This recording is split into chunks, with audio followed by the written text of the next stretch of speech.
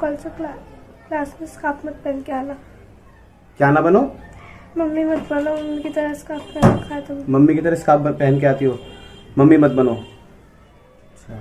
और भी कुछ कहा था टीचर ने? और बच्चों को उतरवाया था? हाँ, 2 लड़की और थी, उनका उतरवाया था। जब किसी पार्टी के का नुमाइंदा इस तरह से संवैधानिक अधिकारों को उल्लंघन होते हुए को जस्टिफाई ठहराता है और फिर उसके बाद जब फंस जाता है तो झूठ बोलता है, तो वो कहलाता है अरविंद केजरीवाल सरकार का एमएलए। यही अरविंद केजरीवाल सरकार की मोडस ऑपरेंडी है कि जब ये फंस जाते हैं तो फिर झूठ बोलने लगते हैं। यहीं से समझने की ज़रूरत है कि अगर उस बच्ची ने और उसके बच्ची के बाप ने हिम्मत ना दिखाई होती और वो वीडियो ना बनाया होता, तब ये सरकार घुटनों पर ना गिरी होती।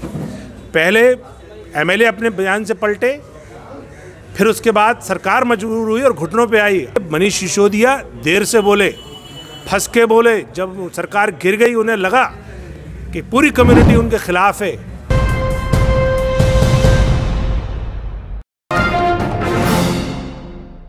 कलीमुल हफीज़ दिल्ली एमआईएम के सदर जो है यहाँ मुस्तफ़ाबाद पहुँचे हुए हैं। क्या पूरा मामला देखा, क्या रहा ये हिजाब का जो मामला है? देखिए, मेरी बिटिया से बात हुई, अदीबा से। इनके वालिद जो अयूब साहब हैं, इनसे मेरी बात हुई। इन्होंने साफ़ तौर पे बताया कि हमने अपनी बच्ची को हिजाब में स्कूल में भेजा तो वहाँ टीचर्स ने इसको डिस्करेज किया और ये कहा कि आप इससे मम्मी की तरह लगती हो, ये हिजाब उतार दो। जब इसकी शिकायत अयूब साहब करने पहुँचे तो टीचर ने उसको लेने से मना कर दिया, प्रिंसिपल ने लेने से मना कर दिया। उसके बाद ये फिर मामला बढ़ता गया और इस बच्ची को जाहिर बात है कि वो बच्ची डर की वजह से फिर स्कूल नहीं गई और जैसे आप जानते हैं फिर ये मीडिया में फिर डिस्कस हुआ। लेकिन अफसोस की बात मुझे उन टीचर और प्रिंसिपल से नहीं है, क्योंकि टीचर और प्रिंसिपल तो सरकारी मुलाजिम हैं और उनकी सोच भी लिमिटेड है और वो मुतासिब भी हैं। अफसोस है मुझे इस इलाके के एमएलए पर। इलाके के एमएलए ने बाकायदा हिजाब की मुखालफत करते हुए ये कहा कि भाई हिजाब उतार के बच्ची दूसरे कमरे में रख दे और क्लास में बिना हिजाब के बैठे।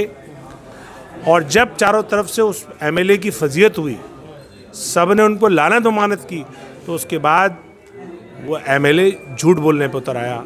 मुझे बहुत अफसोस है और मुझे ये बात बताना है कि यही फ़र्क है कि जब किसी पार्टी के का नुमाइंदा इस तरह से संवैधानिक अधिकारों को उल्लंघन होते हुए को जस्टिफाई ठहराता है और फिर उसके बाद जब फंस जाता है तो झूठ बोलता है, तो वो कहलाता है अरविंद केजरीवाल सरकार का एमएलए। यही अरविंद केजरीवाल सरकार की मोडस ऑपरेंडी है कि जब ये फंस जाते हैं तो फिर झूठ बोलने लगते हैं। मजलिस का ये स्टैंड क्लियर है।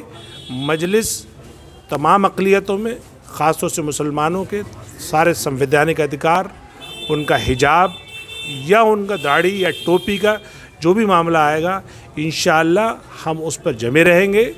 और ये हमारा कहना है कि डरने घबराने की ज़रूरत नहीं है। हिंदुस्तान में अभी आइन मौजूद है और जो आइनी हमारे हुकूक़ है, इंशाअल्लाह हम उस पर अमल करते रहेंगे। जिस तरीके से कर्नाटक से मामला ये अब दिल्ली तक और दिल्ली से पूरी दुनिया तक जो है ये आलमी सतह पर पहुंचा है, तो क्या वजह मान रहे हैं कि लगातार अब स्कूलों तक में छोटे छोटे बच्चों को निशाना बनाया जा रहा है? देखिए, ये जो फ़िरक़ापरस्त ताकतें हैं जिन्होंने समाज में जहर घोला है, वो जहर बढ़ते बढ़ते आज स्कूलों में भी पहुँच गया। वो टीचर और प्रिंसिपल बच्चियों को भी शिकार बनाने लगे। आज जो जिसे शिक्षा का मंदिर कहा जाता है, जहाँ बच्चे अपनी ज़िंदगियाँ, अपना फ्यूचर बनाने के लिए आते हैं, वहाँ पे टीचर इस तरह से उनके साथ पेश आने लगे और इसी का नतीजा ये है कि फिर वो बाहर के गुंडे उसमें शामिल हो जाते हैं, फिर सियासत शामिल हो जाती है, फिर लोग इससे अपनी सियासत को चमकाने में और सियासत को भड़काने में लग जाते हैं। तो ये तो एक अफसोसनाक सिचुएशन है। लेकिन मजलिस क्योंकि हिंदुस्तान के आइन की पाबंद है, जमहूरियत के अक़दार की पाबंद है और उसका ये कहना है, चाहे वो मुस्कान हो या हिंदुस्तान में किसी भी छोटे से शहर में कोई बच्ची हो या बच्चा हो, अगर उसके कोई संवैधानिक अधिकार का उल्लंघन होगा तो मजलिस उसके साथ खड़ी रहेगी। हालांकि आज एक बयान जारी किया गया है मनीष सिसोदिया शिक्षा मंत्री के ज़रिए कि हमने कोई ऐसा ऐलान नहीं किया स्कूलों में हिजाब को लेकर। देखिए, क्या लगता है कि अब दिल्ली सरकार अपने इन नुमाइंदों पर जो है कोई कार्रवाई करेगी? देखिए, मुसलमानों को यहीं से समझने की ज़रूरत है कि अगर उस बच्ची ने और उसके बच्ची के बाप ने हिम्मत ना दिखाई होती और वो वीडियो ना बनाया होता, तब ये सरकार घुटनों पे ना गिरी होती। पहले एमएलए अपने बयान से पलटे, फिर उसके बाद सरकार मजबूर हुई और घुटनों पे आई। आज शिक्षा मंत्री ने ये बयान दिया ना, ये कोई बयान दे के एहसान नहीं किया है हम पे, ये हमारा कानूनी अधिकार है, संवैधानिक अधिकार है। हमारी बच्ची जिस तरह से रहना चाहती है उसको रहने का अधिकार है। तो इसलिए मनीष सिसोदिया देर से बोले, फंस के बोले। जब सरकार गिर गई उन्हें लगा कि पूरी कम्युनिटी उनके खिलाफ है और एमएलए को जाहिर बात है उन्होंने डांट लगाई होगी, तभी इसलिए एमएलए अपने बयान से पलटे। तो ये तो हम तो ये समझते हैं कि जिस तरह से मनीष सिसोदिया ने ऑर्डर किए हैं, इसी तरीके से पूरे हिंदुस्तान में शिक्षा के मंदिरों में सभी बच्चों को हर तरह के स्कार्फ पहनने की, कोई कलर हो, जो बच्चे पहनना चाहें उन्हें पहनने दिया जाए, जो नहीं पहनना चाहे उनको ना पहनने दिया जाए। क्या मानते हैं आप कि इसको कोई सियासी मुद्दा बनाने की ज़रूरत है? नहीं, सियासी मुद्दा बनाने की ज़रूरत नहीं है। सियासत तो कहते ही उसको है कि जो ज़माने में घट रहा है, जो लोकतंत्र में लोगों में के बीच में घट रहा है, उस पर बात करना ही सियासत है। तो आखिर इस बच्ची को, अदीबा को आज उन्होंने रोका, इसीलिए हमारा ये ड्यूटी है, कर्तव्य है कि सियासी आदमी उस पर अपना रद्द-ए-अमल दे। मजलिस इसके साथ है, मजलिस चाहती है कि मुसलमान बच्चे बच्चियाँ अगर कोई टोपी पहनना चाहता है, दाढ़ी रखना चाहता है, या बच्चियाँ कोई अपना सर ढकना चाहती है, तो उसको इसकी इजाज़त दी जाए। आपने क्या हौसला अफजाई की है बच्ची के लिए? मैंने ये कहा, मैं बहुत खुश हुआ। मैंने कहा उनसे कि हमारी जो शाहीन एकेडमी है जो नीट की तैयारी कराती है, जब बच्ची 11th में आ जाएगी और अगर MBBS या इंजीनियरिंग की तैयारी करना चाहेगी तो इंशाअल्लाह इस बच्ची को हमारी तरफ से फ्री कोचिंग दी जाएगी। अभी किस क्लास में पढ़ती है? अभी बच्ची क्लास 6 में है। उसने कहा है मैं बड़े होकर डॉक्टर बनना चाहती हूँ। तो मैंने कहा क्या ठीक है, आपके डॉक्टर बनने में अगर कलीमुल हफीज़ काम आ सकता है, ताउन उसका काम आ सकता है, तो हम उस बच्चे के लिए तैयार हैं। कल से क्लास में स्कार्फ मत पहन के आना। क्या ना बनो?